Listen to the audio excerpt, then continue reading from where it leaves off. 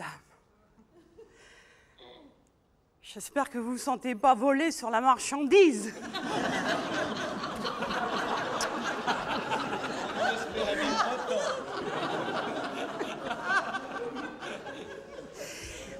Bon, avant de commencer, merci pour cette journée, cette invitation. Merci d'être venu m'écouter. Et puis juste quand même, bien que le temps soit raccourci, je voudrais dire que je suis tellement heureuse d'être conteuse, de colporter mes histoires, ce que je fais avec le plus d'authenticité possible, des histoires dont les origines se perdent dans la nuit des temps.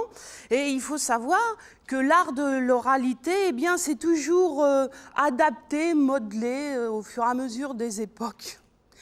Et à ce titre, je me suis permise quelques frivolités. Je défais le nœud. Des fois, on a des soucis. Hein. C'est pas chauffé ici.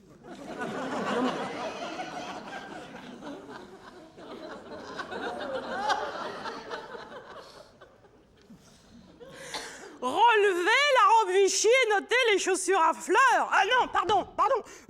Notez la robe Vichy et relevez les chaussures à fleurs. Pas mal, hein? Une petite cotonnade avec un petit peu de polyamide, ça se lave tout de suite, ça tient dans un mouchoir. Pas mal, hein? Ça me va bien. Non? Non, mais vous allez voir, c'est très complet comme tour de compte parce que y a plusieurs parties. Ah oui, non, mais attendez, j'ai oublié de dire quelque chose d'important, surtout pour les programmateurs et actrices. À lui tout seul, mon corps est un décor.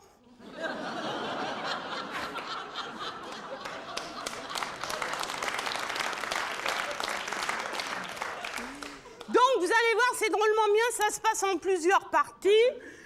La première partie, je viens de la faire. La deuxième partie, je raconte des histoires. Il y a des devinettes, des blagues, hein. Il y a 3 chansons. J'essayerai d'en chanter 2. Et il y a une chorégraphie.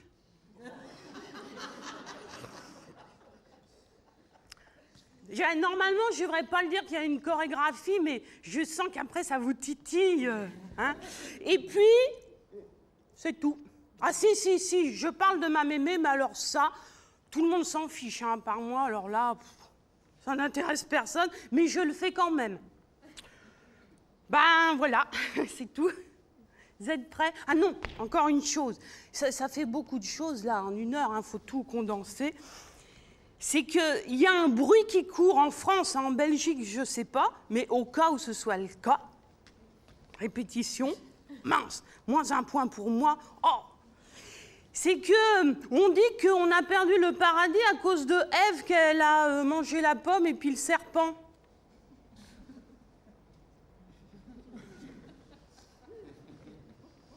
C'est pas ça. C'est à cause d'une petite abeille qui était assise sur une branche de pommier. Je vous explique. Au paradis, Adam et Ève, qu'est-ce qu'ils font? Ils marchent main dans la main. Ils regardent le ciel bleu turquoise avec les petits nuages ronds blancs. Ils croisent des végétaux. Oh, un rosier qui sent la rose. Ils croisent aussi des animaux sauvages. Oh, le lion qui masse la biche. Et quand ils sont fatigués, Adam et Ève, ils se reposent. Ils s'allongent dans l'herbe épaisse, tapant un tesson de bouteille par un gravier pour t'abîmer le dos. Ils se découvrent. Adam. Oh, Ève, que j'aime musarder dans ta chevelure épaisse. Ève. Adam, que j'aime laper la sueur qui coule là, juste dans ce petit creux. Ah. Eh bien, Dieu, sur son nuage, les regarde, il est fier de ses enfants, parce que Adam et Ève, ils ne le font pas. Et les jours passent au paradis, ils continuent de se promener avec le ciel bleu turquoise, les nuages ronds, blancs. Oh, le tulipier qui sent la tulipe. Oh, la biche qui masse le lion.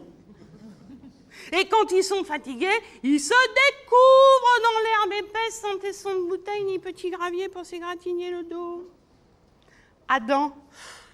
Ève, que j'aime ces deux globes avec ces petites framboises qui grandissent pour un oui, pour un non. Ève, Adam, que j'aime poser ma joue sur tes muscles du ventre si durs. Ah, cette odeur de noisettes sauvages. Eh bien, Dieu, sur son nuage, il est fier de ses enfants parce que Adam et Ève, ils ne forniquent pas. Et le temps passe. Alors, je vous préviens, hein, le paradis, c'est un peu toujours le même décor.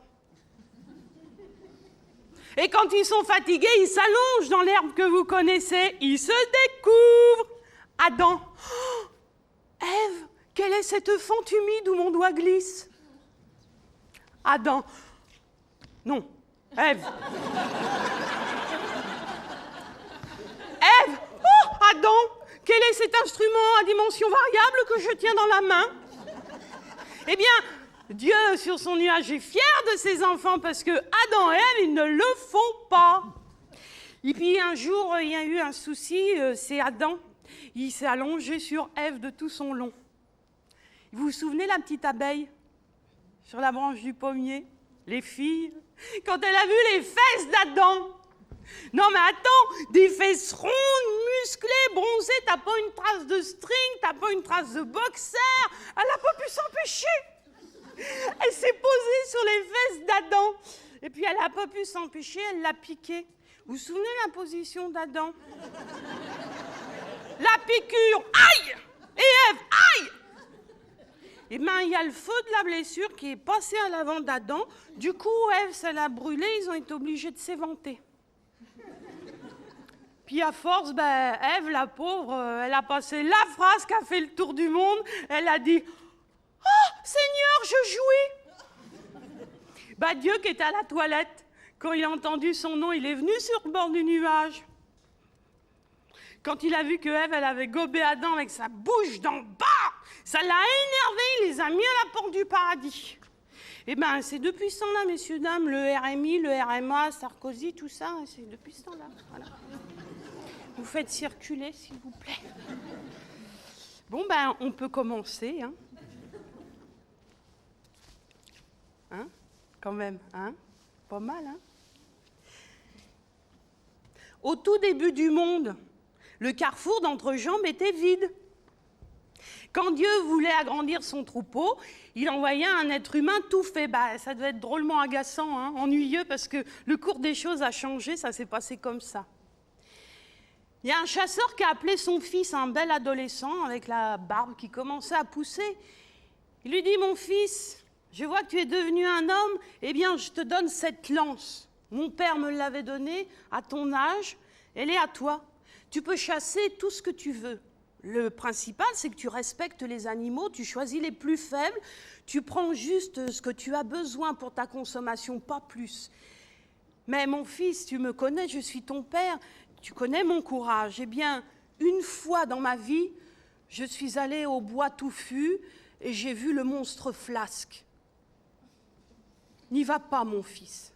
C'est tout droit, sur 2 kilomètres, tu arrives à un carrefour, il y a un menhir, tu tournes à gauche. N'y va pas. Le fils a pris la lance, il a regardé la plaine, il a vu les petits lapins, et derrière le lapin, il a vu le chemin. Il est allé au bois touffu.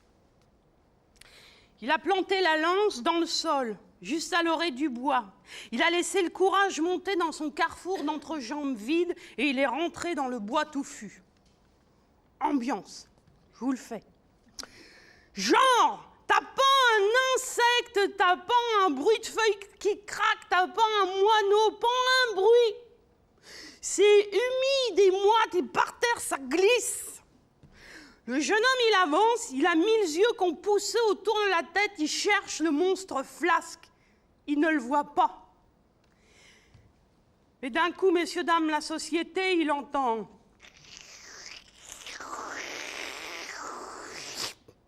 Et là, il le voit.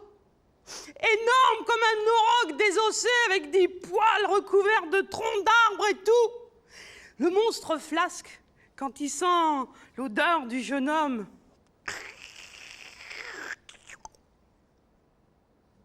une fente verticale s'ouvre. 2 petites lèvres rouges s'étalent sur les rochers alentour. Le jeune homme avance, subjugué, il voit au milieu un trou profond d'où suinte une petite rivière. Il avance hypnotisé, et là, messieurs, dames, il lève la tête, et à la naissance de la fente, il voit un œil unique encapuchonné qui le regarde, et le courage le quitte. Il appelle son père dans son cœur. « Papa, papa, au secours, j'ai désobéi, je suis en danger. » C'est un vagin. Le père, lui, il était au village, il jouait aux osselets. C'était son premier jour de retraite. Quand il a entendu dans son cœur son fils en danger, il a pris sa lance, il a couru au bois touffu. Il l'a planté. Il a laissé monter le courage dans le carrefour d'entrejambes vides et il est rentré dans le bois touffu. Ambiance. Oh, il est tombé, ça glissait tellement. Il a trouvé son fils. Il lui a dit « Je t'avais dit de pas y aller, battons-nous !» Messieurs, dames, ils se sont battus toute la nuit. Ils ont coupé, tailladé, tronçonné, mis en rondelles cet énorme vagin inoffensif. Au matin, il n'y en avait plus un. Il y en avait 1000. Ils sont rentrés au village, les épaules larges, fiers d'eux, couverts de cyprine. Les filles, ça travaille vite, hein, là. Quand elles ont su qu'au bois touffu, la chatte, elle avait fait petit, elles sont allées voir. Eh bien, il y en avait une qui était plus maligne que les autres, sûrement une grande avec un pagne Vichy rose et blanc. Elle en a pris un, l'a mis là, dis donc, ça tombait pile poil. Eh bien, Dieu, il a dit, bravo les filles, hein, moi, je n'y aurais pas pensé tout seul. Puisque c'est ça, le plaisir vous montera par cet endroit-là et les enfants vous descendront par le même endroit. Nous, les filles, on n'était rien contentes, hein, mais on avait l'impression qu'il nous manquait quelque chose. Et bien, ce qui manque, un conte le sait, un conte le dira, si la conteuse, elle le voudra.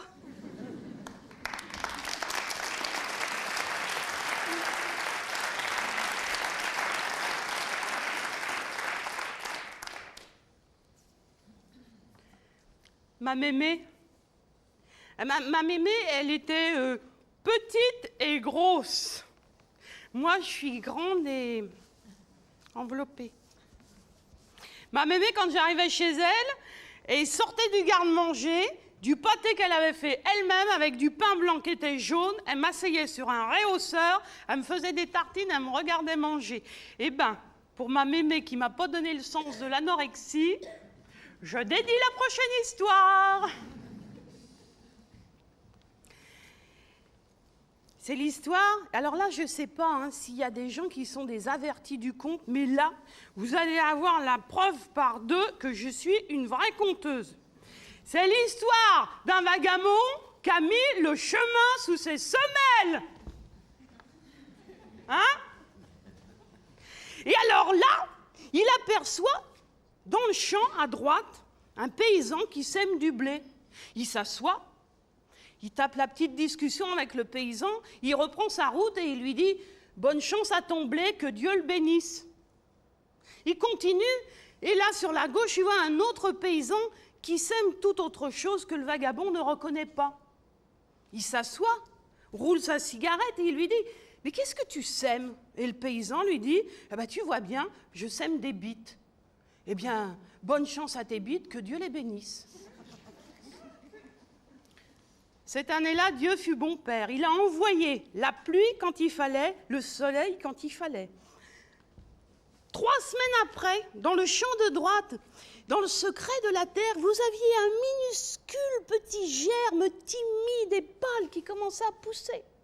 Tandis que de ce côté-ci, vous aviez déjà un germe également, mais déjà beaucoup plus vigoureux, pressé de sentir la vie. De ce côté-ci, 1 mois et demi plus tard, vous aviez une espèce de petite tige molle et blanche qui poussait la terre comme elle pouvait, tandis que de ce côté-là, vous aviez déjà des petites asperges encore molles, avec un œil unique drôlement arrogante. De ce côté-ci, ça poussait très bien, et de ce côté-là, messieurs, dames, vous aviez des gaillards maflus, appuyés sur leurs pampilles velues, dressés vers le ciel, qui faisaient peur aux oiseaux. Arrive le temps des récoltes. Celui-ci ramasse des gerbes de blé dorées, classiques, belles. Celui-ci ramasse ses braquemars et les serre précieusement sur sa charrette. Tenez-vous bien, messieurs, dames, je vous fais le braquemar serré sur la charrette.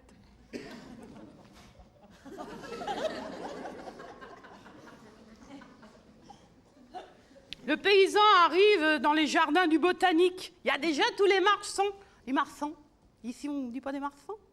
Il y a les marçons de salade, les marçons de pommes. Et lui, il s'installe.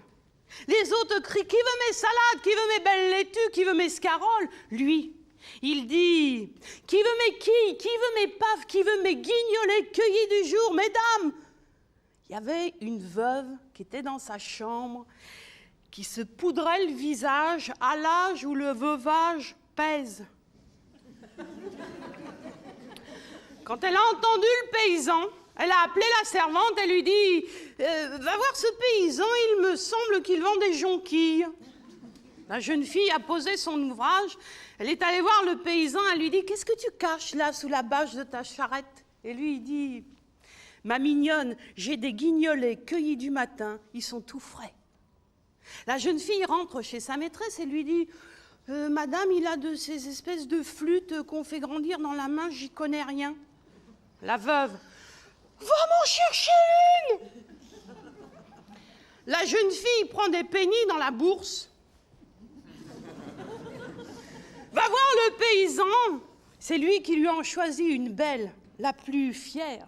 Il l'enveloppe dans un papier de soie. La jeune fille revient avec l'objet, le donne à sa maîtresse. La maîtresse s'enferme dans la chambre, s'assoit sur le bord du lit, relève son cotillon et présente devant sa fente en manque l'objet de son désir. Lui relève la tête, regarde mais recule, il ne veut absolument pas rentrer. La veuve insiste, il ne veut pas. Elle appelle la servante, elle lui dit « Est-ce que tu sais comment ça marche ces affaires d'hommes ?» Et la jeune fille elle dit « Mais non madame, j'y connais. Va demander au paysan !» La jeune fille y va. Le paysan lui dit qu'elle a de bien jolis yeux. Hein. Elle revient un peu plus tard, les joues rouges. Elle dit à sa maîtresse, « Madame, pour 50 sous, il vous le dira. » Elle y retourne. Elle revient beaucoup plus tard et elle dit à sa maîtresse, « Madame, il faut lui dire s'il te plaît. » Waouh! La veuve s'est pâmée, cambrée, et elle a gémi une fois, deux fois, et à la troisième fois, largement satisfaite, elle veut libérer sa fêlure comblée. Bah lui, il y retourne, tête en avant. À la 6e fois, la veuve n'en peut plus, elle appelle la servante et lui dit « Est-ce que tu sais comment on se débarrasse de ces pilons féroces ?»« Mais non, madame, j'y connais rien. Va demander au paysan. » Elle y retourne. Elle revient plus tard avec une jolie pomme que le paysan lui a donnée. Et elle dit à sa maîtresse « Madame, pour 50 sous, il vous le dira. » Elle y retourne. Côté soleil, elle revient côté ombre beaucoup plus tard. Elle trouve sa maîtresse agitée sous l'édredon de soubresauts inquiétants, les cheveux gras, les yeux révulsés, la bave aux dents. Elle dit « Maîtresse, il faut lui dire merci. » La veuve range son trésor dans l'armoire. Mon histoire est finie, mais ma mémé, elle aurait dit « Et la servante, qu'est-ce qu'elle est devenue ?» Eh bien, messieurs, dames, la servante, elle est allée rejoindre le paysan. Lui, bien sûr, il lui a donné son ardillon, mais il lui a donné aussi ses yeux bleus, une belle noce et beaucoup d'enfants. Et ça, ma mémé, elle adore ce genre d'histoire.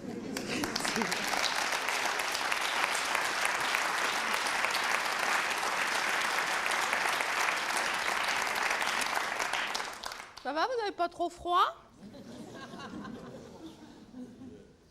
C'est l'histoire d'un petit garçon qui est dans l'atelier de son papa, et puis il regarde son papa. Il attrape des planches, des clous, des rabots, il fait le voltiger la sciure, les copeaux de bois. Et le petit gars, il dit « Papa, c'est incroyable tout ce que tu sais faire avec tes doigts. » Bon, le papa, il dit « Ouais, ça c'est vrai. Tiens, viens t'asseoir là. On va faire une petite pause tous les deux. Tu le connais celui-là? Il te raconte des histoires dans le creux de l'oreille. Hein.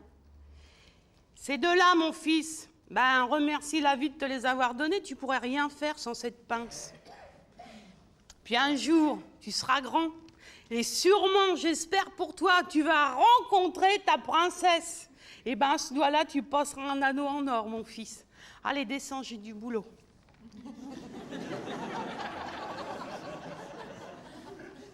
Eh ben celui-là, papa. Celui-là, je te le dirai quand tu seras grand, quand tu te marieras. Le temps a passé. Et le jeune homme était avec sa femme. Il s'apprêtait à l'emmener dans la chambre nuptiale. Il fait un détour, il va voir son vieux papa et lui dit « Papa, bon, mon fils, il est possible que ce soir ta femme, elle t'en demande, qu'elle t'en redemande, c'est normal. Mais il est possible que tu puisses plus, ça peut arriver, faut pas t'inquiéter. À ce moment-là, tu prendras ce doigt bien raide et tout doucement, mon fils, tout doucement, en regardant ta femme dans les yeux, tu taperas 3 fois sur son front et tu lui diras « Ça suffit maintenant, femme, dors !»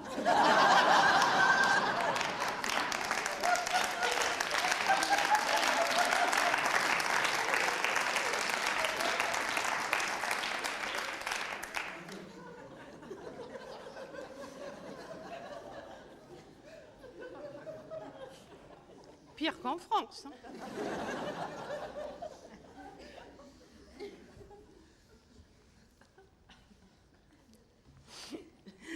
Lorsque le premier homme a rencontré la première femme dans la toute première forêt, eh bien, ils se sont regardés longuement.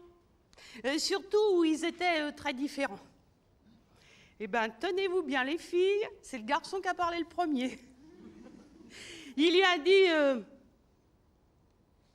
Bah, on t'a volé quelque chose? Bah non. Bah alors, tu t'es drôlement blessé, toi. Bah non. Il lui a dit, est-ce que tu me fais confiance, elle?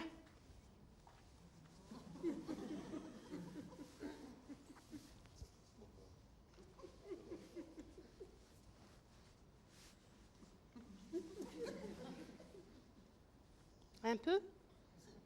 Et bien avec le petit peu, il s'est approché, il a mis un genou en terre, il a ausculté la blessure. Oh! Rouge, profonde, avec un petit bouton d'infection. Il lui dit, mais ça doit te faire mal, il faut refermer cette blessure. Tu me fais confiance? Et elle, ah ben oui.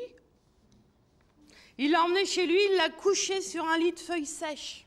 Eh bien, messieurs, dames, tous les jours, il allait ramasser des racines de grandes consoudes. Et voyez comme la botanique est bien faite, hein, parce que les racines de grandes consoudes, je ne les ai pas inventées. Il faisait des décoctions avec la grande consoude. Elle buvait les décoctions amères, ça ne voulait pas se refermer. Alors, il allait chercher des tiges, des fleurs, il fabriquait des pommades, il lui appliquait la pommade sur la blessure, tout doucement. Ça ne voulait pas se refermer. Il lui dit, écoute, on va essayer quelque chose. Hein. Ne mange plus aucun fruit fendu. Les pêches, les abricots, les amandes, tout ça, tu n'y touches plus. Par contre, mange des bananes à volonté. Alors, si vous voulez, à force d'être enfermée dans la case, à manger des bananes à volonté, elle avait tellement envie d'un fruit juteux. Elle perdait sa bonne mine, et lui, dans son cœur, il y a quelque chose qui craquait. C'était l'amour. Il est allé dans la forêt, il a demandé un signe au ciel. Bah, tu vas dans la forêt, tu demandes un signe, t'en as un? Il a entendu du bruit dans les fourrés, il s'est approché. Il a écarté les branches. Waouh! Il y avait un magnifique chimpanzé qui tenait son bâton de chair crue à la main, qui s'enfilait dans sa femelle. Il se donnait un va-et-vient de plaisir. Le jeune homme, il a refermé les branches pour ne pas les déranger. Il est reparti sur la plante de ses pieds. Quand il a été assez loin, il a dit, bah, mon vieux, hein, je suis un sacré cruchon. Je suis un gêné, un dépaysé. Je suis un couillon. C'est pas une blessure qu'elle a, ma jeune fille. C'est un trou mignon, un petit lapin, une tirelire, un atelier de Vénus, un bonnet d'amourette, une grande fêlure, un couloir brûlant, un secret d'entrejambe, une salle des fêtes. Bref, c'est le pilon, c'est le mortier de mon pilon. Il est arrivé chez lui, il a donné 1001 noms à la chose. Il a dit à la jeune fille, est-ce que tu me fais confiance? Elle n'a pas répondu, elle a ouvert ses cuisses. Eh bien, messieurs, dames, ils l'ont fait 3 fois. Une fois pour le plaisir, une fois par amour, et la 3e fois pour ne pas oublier. C'est beau.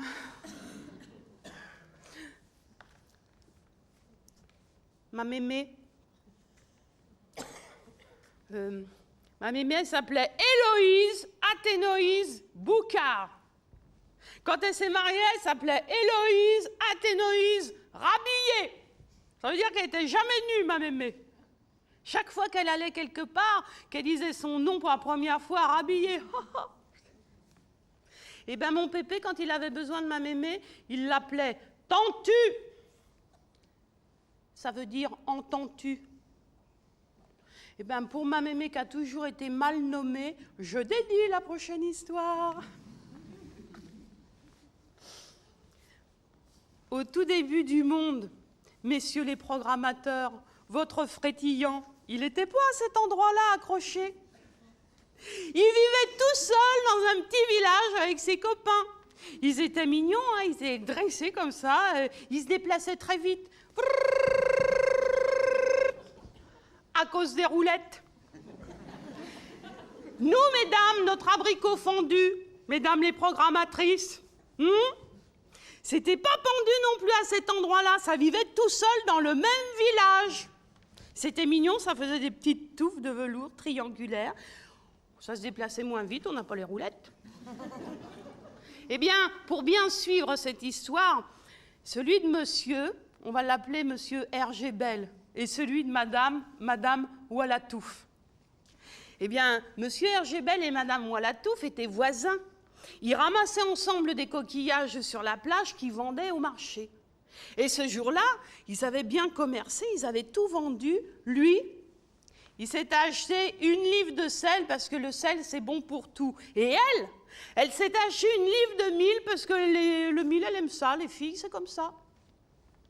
Ils étaient sur le chemin du retour.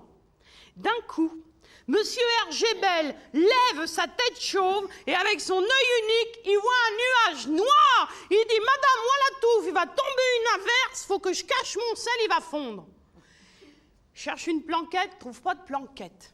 Eh bien, madame Oualatouf, qui a toujours été une petite personne de service, elle lui a dit « Monsieur Hergé Bell, enfournez-le dans ma grande bouche. » Il s'est redressé, il a enfoncé sa livre de sel tout au fond, et là, il y a un problème technique, c'est que dans le livre de compte, c'était pas marqué combien durait l'averse. Donc moi, j'ai mis 12 minutes, hein, j'espère que ça ira, 12 minutes d'averse. Lui, il s'est précipité dans une termitière, et elle, sous une grosse branche. Au bout de 12 minutes, elle avait de l'eau jusqu'à la cliquette. Vite, elle est ressortie. Elle se met devant la termitière de monsieur Hergé Bell, elle lui dit « Monsieur Hergé Bell, laissez-moi rentrer, je suis toute mouillée !» Et lui, il dit « D'accord, secouez-vous, vous dégoulinez. » Il avait fait un petit feu, il cuisait une soupe de mil. Il lui dit « Vous tombez bien, madame Oualatouf, donnez-moi donc une pincée de sel. » Le sel ? Mon Dieu, il m'a fondu en bouche. Oh, madame Oualatouf, vous êtes agaçante, vous avez toujours des plaisanteries fades. Donnez-moi donc une pincée de sel. Elle dit, je vous assure, il m'a fondu en bouche, allez vérifier. Lui, il se redresse, il rentre là-dedans sans ménagement, il fait des allers-retours, il trouve rien, ça l'agace, il crache un long jet blanc et il ressort la tête sur les épaules. Tenez-vous bien, messieurs, dames, je vous le fais, la tête sur les épaules. Au bout de quelques minutes, madame Oualatouf, elle lui dit « Excusez-moi, monsieur Hergé Bell. Ouh, monsieur Hergé Bell.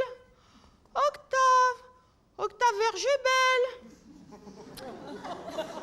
Il me semble qu'il en reste un petit grain tout au fond. » Lui, il se redresse, il rentre là-dedans. « Oh non, là plutôt sur le bas. Oh non, au milieu. Oh, mais... oh pardon. Excusez-moi. » Bah n'empêche que c'est depuis ce temps-là, messieurs, que vous cherchez votre livre de sel. Hein. Il en reste pourtant rien du tout, juste un petit parfum d'océan entre deux lèvres vermeilles.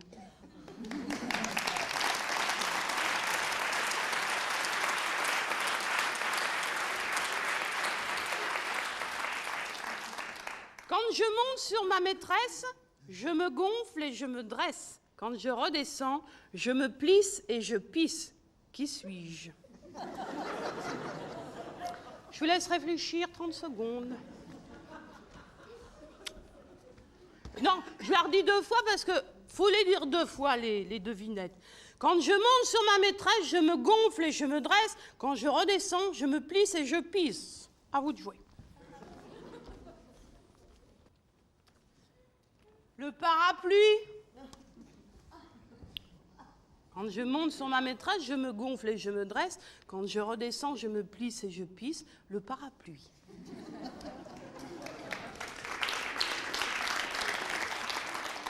Alors, je vais profiter que vous êtes là pour faire quelque chose que je ne fais pas d'habitude dans ce tour de conte.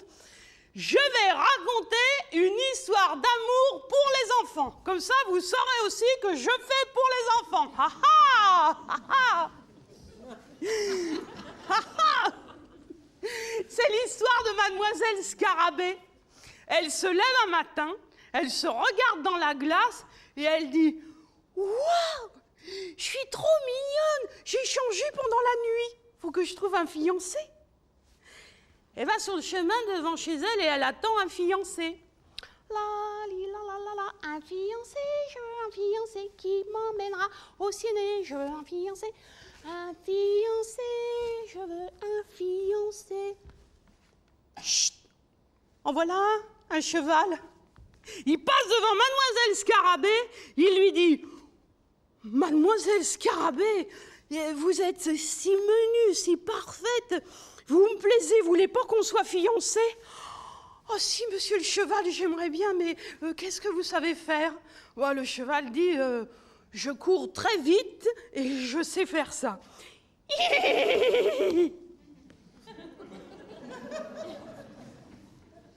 Ça me plaît pas. Un fiancé, je veux un fiancé qui m'emmènerait danser. Un fiancé, je veux un fiancé.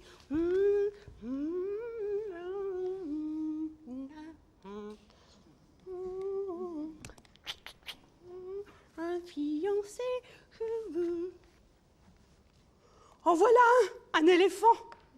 Il passe devant Mademoiselle Scarabée, il lui dit « Oh, mon Dieu, j'ai failli vous écraser. Oh là là, quel dommage, vous êtes si mignonne, vous me plaisez, vous voulez pas qu'on soit fiancés ? » « Oh ben, si, monsieur l'éléphant, j'aimerais bien, mais qu'est-ce que vous savez faire ? » « Eh bien, moi, je suis très fort, je suis aussi très propre. Je suis très propre, je prends beaucoup de douches.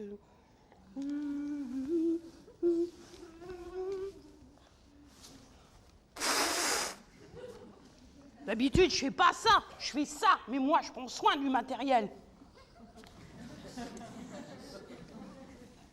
Oh non, ça me plaît pas. Un fiancé, je veux un fiancé. En voilà un chien. Et le chien, lui, il passe avec la queue.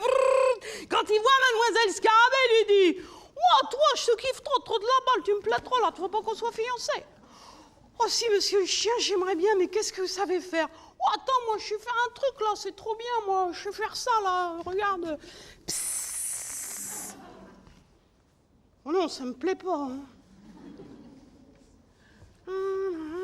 Un fiancé, j'aimerais tellement un fiancé. Un fiancé. Pour pousser votre pied, monsieur ? Oh, voilà un scarabée ! Mais lui, il est passé tout de suite, il l'a pas vu parce qu'il avait ses écouteurs, il écoutait son MP3. La musique à donf, il passe devant.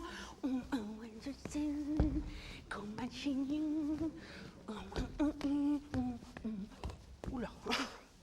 Bonjour. Bah ouais, bonjour. Bonjour. Ouais, bonjour. Bonjour. Ouais, bonjour. Je suis pas mignonne. Regarde, on pourrait se fiancer. Ouais. Alors, vas-y, qu'est-ce que tu sais faire, toi, le scarabée ? Je peux pas le dire. Bon, allez, vas-y, dis-le, regarde, on pourrait se fiancer, je suis mignonne. Ah non, je peux pas le dire, j'ai honte. Bon, allez, vas-y, je le dirai à personne. Tu le diras à personne ? Eh ben, moi, je sais faire des boules de caca. Quoi ? Toi aussi, tu sais faire des boules de caca. Je croyais que j'étais toute seule. Eh ben, ils se sont fiancés, mariés, ils ont eu plein d'enfants, ils faisaient tous des boules de caca. Et ça, c'est une histoire vraie, parce que tu qu'à lire les livres de science, les Boscarmés, ils font des boules de caca en boîte à camembert.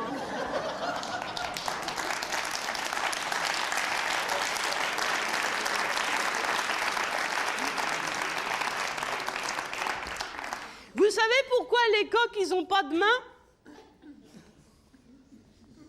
Parce que les poules, elles n'ont pas de sein.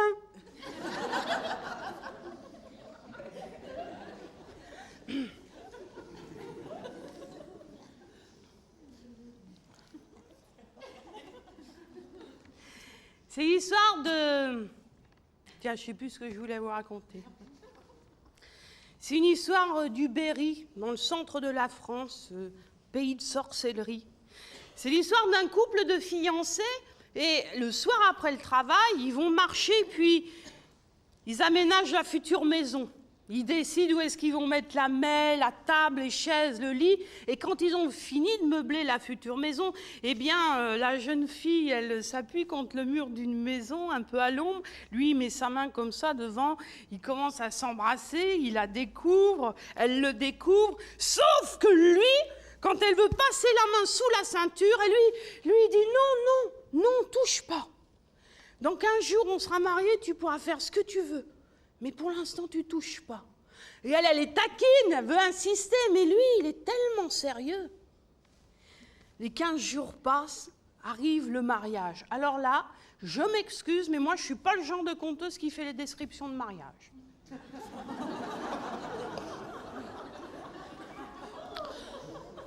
Arrive le moment d'emmener sa femme dans la chambre nuptiale. Il va voir son papa, il lui demande un renseignement. Il emmène sa femme dans la chambre nuptiale, tout le monde va se coucher. Les plus âgés font semblant de dormir la nuit pour essayer d'entendre le petit cri de la mariée. Mais pendant la nuit, c'est pas un petit cri qu'ils entendent. Wouah! Ça réveille, hein, s'il y en a après le repas qui dormait. Hein. Tout le monde se précipite dans la chambre nuptiale.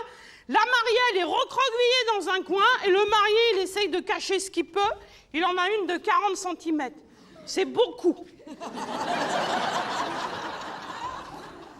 Et la mariée, elle dit, il ne me touchera pas tant qu'il n'aura pas enlevé 10 cm. Les plus âgés du village se réunissent. Ils se souviennent d'une vieille sorcière. Si elle n'est pas morte, il suffit d'aller la voir, de la demander en mariage. Si elle dit oui, tant pis. Si elle dit non, ça diminue tout seul de 10 cm. Pratique. J'ai l'adresse.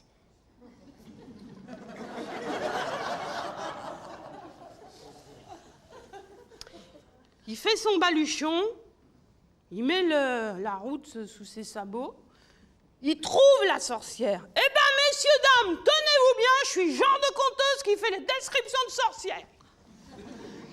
Alors, la sorcière, comment dire, c'est pas qu'elle est grosse, parce que ça, c'est sans importance. C'est pas qu'elle est grosse, c'est plutôt que c'est comme si elle avait sauté dans un fût de graisse rance. C'est pas pareil, hein. Et puis, elle est drôlement handicapée parce que elle a le haut des 2 cuisses qui est redescendu sur les chevilles. Non, mais attendez, vous rigolez, vous, mais attendez, c'est qu'entre les deux, ça transpire. Et ça suinte toujours sur ses orteils, ça lui donne des mycoses entre les orteils. Mais attends, c'est pas fini.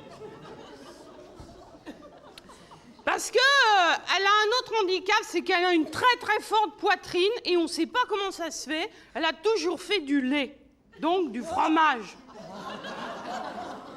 Mais attends, c'est pas fini parce qu'elle a qu'une seule dent pointue qui lui perfore la gencive du bas, ça lui fait un abcès purulent qui coule entre ses seins. Mais attends, c'est pas fini parce qu'elle a des longs poils sous les aisselles avec de la vermine qui court. En plus, elle a de l'espèce de cérumen dans les oreilles qui est complètement solidifiée comme de la lave, avec des larves. Mais attends, le pire, hein, c'est qu'elle a les cheveux gras. Et lui, est devant elle et puis il la regarde. Il pense aux formes de sa jeune femme généreuse qu'il n'a même pas eu le temps d'honorer. Il lui dit « Madame, est-ce que vous voulez m'épouser ?» Elle se lève.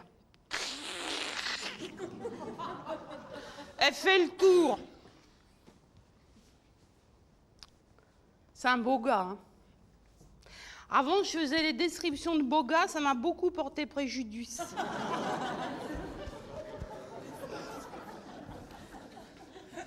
Alors comme ça, tu voudrais m'épouser? Oui, madame. Eh ben non. Il rentre chez lui, il honore sa femme avec ses 10 cm en moins.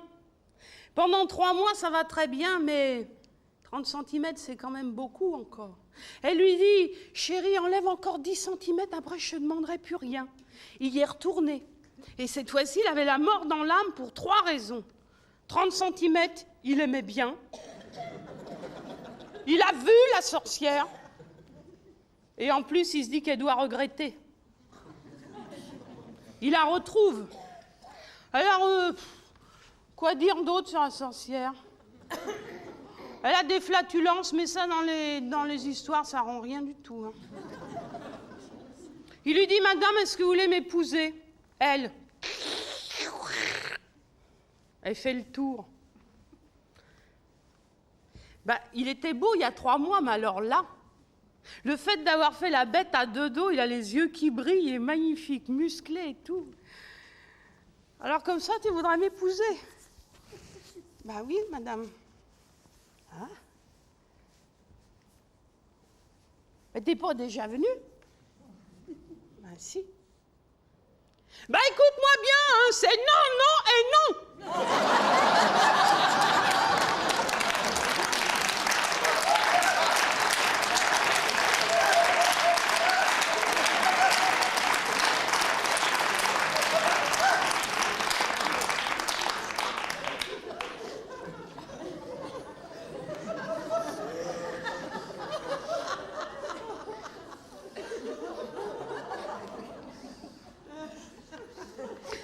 Ma mémé, elle me chantait des chansons quand j'étais petite.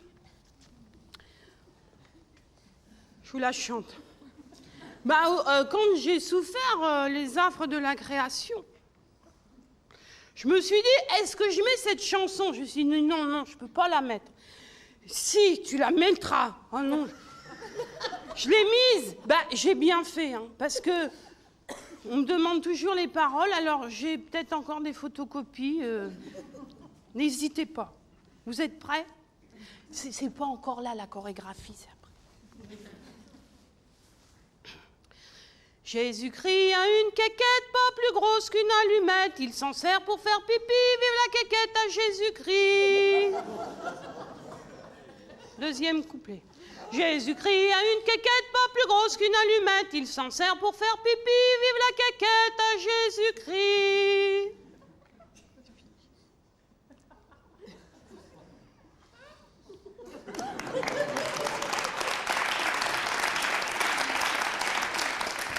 C'est l'histoire de 4 femmes qui vont boire un thé dans un salon de thé. Il y a une rêveuse, une romantique, une jalouse et une vierge. La serveuse amène le plateau avec le thé. Elle leur demande si elles prendront du lait. Et la romantique, elle dit « Oui, moi je prendrai une larme de lait ». La rêveuse demande un nuage. La jalouse, elle dit « Moi je prendrai juste un soupçon ». Et la vierge, elle dit « Moi, je prendrai juste un doigt ».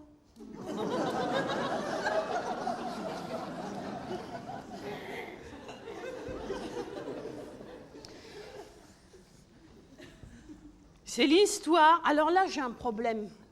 Parce que, je ne sais pas comment ils font, les autres conteurs, mais moi, il y a un mot, je ne peux pas le dire. Ça tombe mal, j'en ai besoin dans cette histoire. Mais, je suis tenace et maline. Je vais la remplacer par une périphrase astucieuse ou un synonyme judicieux. Ah ah! C'est l'histoire d'une toux qui ne vient pas de la gorge d'en haut. C'est l'histoire d'une femme qui dort près de son nouvel amant. Ils se sont rencontrés à Toulouse. Ils ont visité la place du Capitole, ils ont mangé des spécialités, du cassoulet. C'est donc l'histoire d'une femme qui dort près de son nouvel amant. Je sais, il y en a qui disent, mais alors, un nouvel amant, un ancien amant, c'est vrai, dans le secret du lit, quelle différence? Sauf que les nouveaux amants sont parfois plus aimables que les anciens, mais enfin ça dépend. Mais aussi, avec un ancien amant, il y a des choses qu'on peut faire. C'est vrai. Tu peux te coucher un peu en biais du lit, tu peux un peu le pousser avec les fesses. Je vous le fais de l'autre côté. Hein. Tu peux le pousser un peu avec les fesses comme ça. Il y en a qui ronflent un peu. Et il y en a d'autres qui toussent. Enfin, quand je dis tousser, vous transposez. Oh non, mais alors là, attendez, il faut au moins 6 mois d'ancienneté pour ça.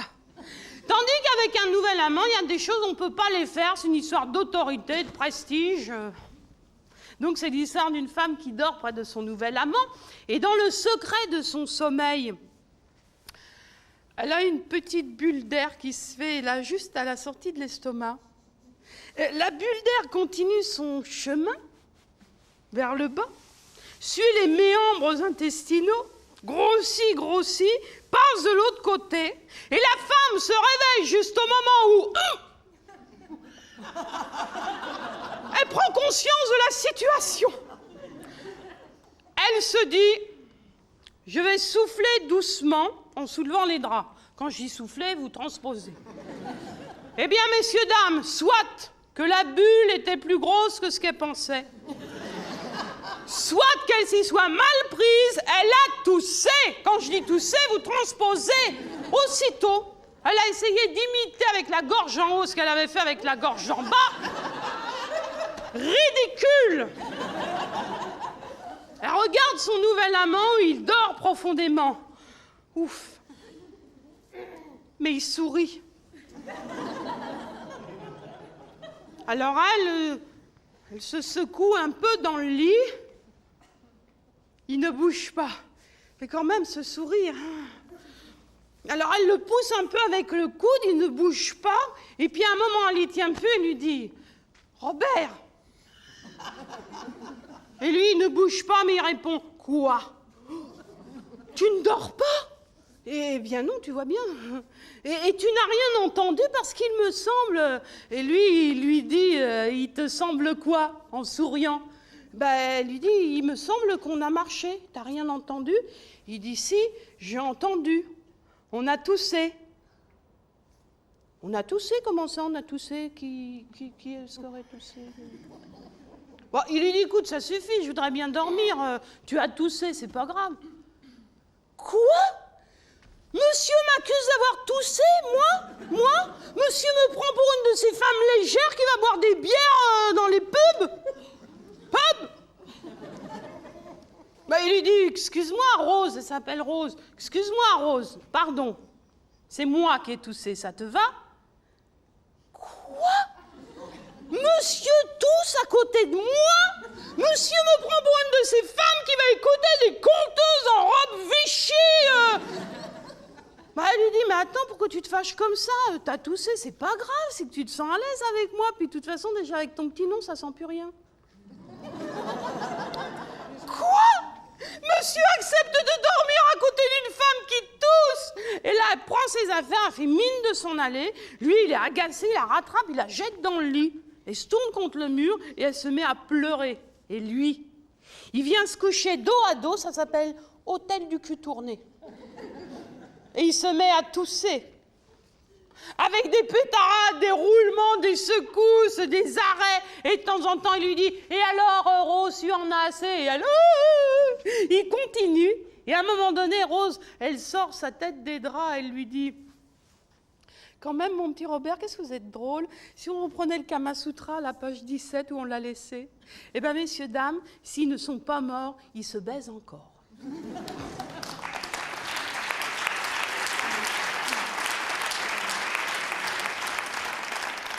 Et ça, c'est un conte grivois de Guy de Maupassant. Alors, respect.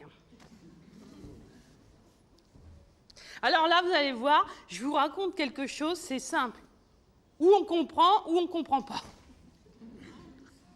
Alors, ceux qui ont compris peuvent essayer d'expliquer à ceux qui n'ont pas compris, ça ne marche pas.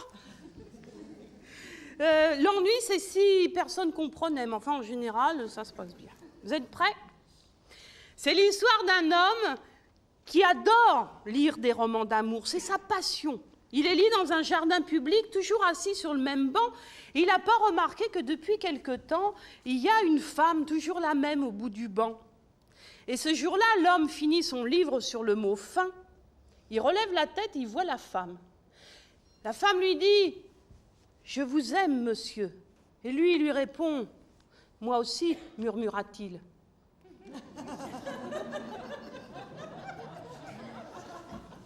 Vous voyez, hein, je vous avais dit, il y en a, ils n'ont rien compris. Passez du temps à leur expliquer, hein. Ça doit être du courage. Bon, messieurs, dames, la société, je crois qu'on n'aura pas le temps pour la chorégraphie. Dommage. Comme ça va vous donner envie de me voir. Vous voudrez voir la fin, hein. Mais on va finir sur, vous vous souvenez, un conte le sait, un conte le dira, si la conteuse, elle le voudra, vous vous souvenez? Elle veut bien. Elle est mignonne, hein. Oh, elle est mignonne. Eh bien, monsieur, votre ornement, c'est une femme qui l'a trouvé. Elle marchait dans la forêt, et puis elle a aperçu un arbre. Elle était sûre qu'il n'y était pas la veille, elle connaissait très bien la forêt. Elle s'est approchée, puis elle a vu cet arbre magnifique couvert de fruits, des fruits longs avec 2 boules en dessous. La jeune fille s'est dit, ça c'est l'arbre à plaisir, ça c'est le fruit qui nous manque pour le plaisir et les enfants. Elle avait raison, c'était un verger. Elle est allée au village et elle a dit à ses sœurs, « Mes sœurs, j'ai trouvé l'arbre à plaisir. Lavons-nous, tressons nos cheveux, huilons nos corps et serrons les pagnes autour des hanches. » Elles sont parties. Mais elles avaient une sœur, une de leurs sœurs qui n'était pas bien jolie. Elle avait les traits un peu ingrats, puis elle avait la peau rêche. Elle a dit, « Laissez-moi venir. » Les autres lui ont dit, « Sûrement pas, hein, tu es laide et tu restes ici. » Elles sont allées sous l'arbre, elles ont fait une ronde, elles ont secoué l'arbre, jeté des cailloux, essayé de se monter sur les épaules pour les attraper, mais eux, ils n'ont même pas soulevé la paupière. Elles sont retournées au village. La jeune galeuse a dit, « Alors, mes sœurs, alors quoi, on est bredouilles ? Laissez-moi y aller demain avec vous. On t'a dit non, tu t'es sale, tu sens mauvais, pousse-toi. » Elles y sont retournées le lendemain. Elles avaient fait des rêves pendant la nuit, elles avaient les seins gorgés de désir. Elles sont allées sous l'arbre, elles ont pleuré, supplié, envié les oiseaux, mais eux là-haut, mollement branlés par le vent, ils n'ont pas soulevé la paupière. Elles sont rentrées au village, la jeune galeuse a dit, « Alors, mes sœurs, alors quoi? On est bredouilles, on a salivé avec la bouche d'en haut, salivé avec la bouche d'en bas, on n'a rien. Mais laissez-moi y aller. Bon, écoute, on t'a dit non, tu comprends l'africain ou pas? » Ils y sont retournés. La jeune galeuse, elle s'est juste lavée, puis elle a suivi ses sœurs. Quand elle a été assez loin du village, elle les a dépassées. Les sœurs, elles n'ont rien dit. La jeune galeuse, elle s'est allongée au pied de l'arbre. Et puis, elle a commencé à caresser sa peau rêche. Elle a caressé son cou, ses seins. Elle a caressé son ventre, ses flancs, elle a ouvert ses cuisses, elle a caressé son mystère d'entrejambe, son couloir brûlant. Un ronronnement est sorti de sa gorge, elle a commencé à chanter le chant de l'amour. Et eux, dans l'arbre, ils ont soulevé la paupière et quand ils l'ont vue, oh, ils se sont redressés, turgescents, rubicons. Ils étaient tellement lourds que les branches se sont affaissées. Et les filles en ont ramassé des pleins pagnes. Elles sont rentrées au village, sauf la jeune galeuse. Il y en a un qui est descendu, qui l'a honorée. Elle aussi est rentrée plus tard. Le lendemain, autour du feu, elles se sont retrouvées et la jeune galeuse a dit à ses sœurs, « Alors, c'était bien ?»« Oh oui, c'était bien. Et toi, c'était bien ?»« Oh ouais, c'était bien. » Mais la jeune fille a dit, « Vous savez, mes sœurs, ces choses-là, il ne faut pas les laisser au pied du lit toutes seules parce qu'elles vont dessécher. Mais t'as vu qu'on devrait les donner aux hommes, ils ont sûrement un endroit où ils pourront faire prendre racine. » Eh bien, messieurs, c'est depuis ce temps-là que vous êtes ornés. C'est grâce à une jeune fille qui n'était pas bien belle, mais qui connaissait la musique. Alors, méfiez-vous des publicités.